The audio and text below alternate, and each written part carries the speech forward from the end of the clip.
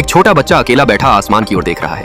उसकी आंखों में आंसू हैं और दिल में दुआ है, हे अल्लाह, काश दुनिया का हर दिल तेरे उजाले से भर जाए। उसी पल आसमान खुल जाता है और एक खूबसूरत चिड़िया रोशनी की बौछार के साथ धरती पर उतरती है।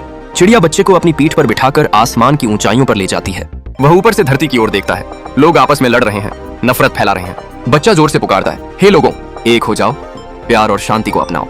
उसकी आवाज रोशनी में बदल जाती है और पूरी धरती पर फैल जाती है। हर चेहरा बदल जाता है, हर आंख में आंसू आ जाते हैं, सब गले मिलते हैं और एक हो जाते हैं। चिड़िया वापस आसमान में उड़ जाती है और बच्चा मुस्कुराता है और कहता है, यह इस्लाम की रोशनी है जो सबको एक करती है। अंत में मेरे वीडियो को लाइक करें, शेयर करें, कमेंट करें और चैनल को सब्सक्राइब जरूर करें।